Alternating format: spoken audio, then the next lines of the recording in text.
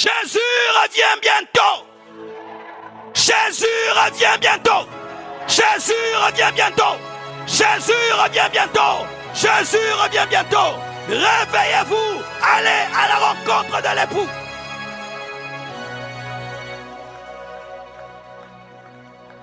Sans cela, ce n'est plus l'évangile. Je te confie mon épouse. Je lui dis, je vais à Paris. Quand je reviens, je l'épouse. Tu la prépares à mon mariage. Et puis tu commences à lui parler de toi. Tu l'as volée, n'est-ce pas? Que faites-vous ici? Pour Dieu, vous êtes là pour que je vous prépare à rencontrer votre époux. Quand vous lisez les épîtres, c'était le seul travail des apôtres.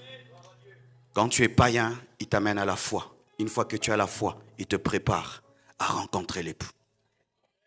Tout ce que Paul enseignait, c'était pour garder l'église dans la foi, pour rencontrer l'époux. Tout ce qu'il faisait. Jésus revient bientôt.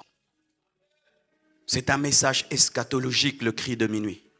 C'est un message eschatologique. C'est un message de la nuit.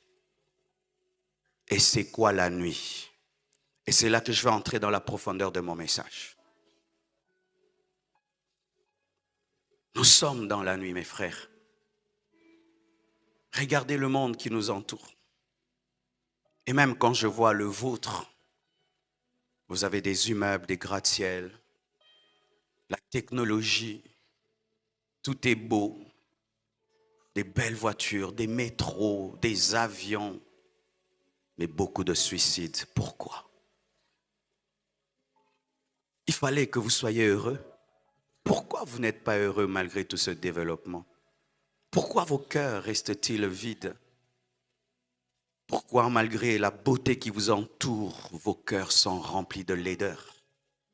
Pourquoi autant de divorces? Pourquoi autant de divorces? Pourquoi cette montée du paganisme et de la perversion? Pourquoi ce refus de Dieu? On chasse Dieu de partout. On chasse Dieu de l'université. On chasse Dieu des institutions. On chasse Dieu de la famille. On chasse Dieu partout. On veut même chasser Dieu de l'église. On veut chasser Dieu de l'église. La croissance du péché. Jamais le monde n'a été autant dans le péché. Au point où tu as peur de donner à ton enfant un téléphone. Tu ne sais pas ce qu'il va regarder dedans et ce qu'il va trouver dedans.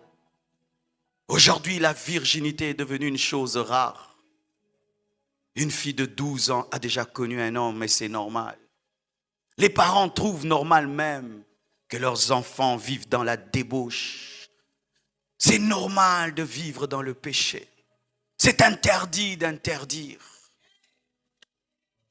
Le péché ne fait que croître et grandir. La pourriture, plus moderne, mais malheureux et triste, sans joie, ayant des amis virtuels au lieu d'avoir des amis physiques, ayant des relations sur Internet, des personnes qu'on n'a jamais rencontrées et négligeant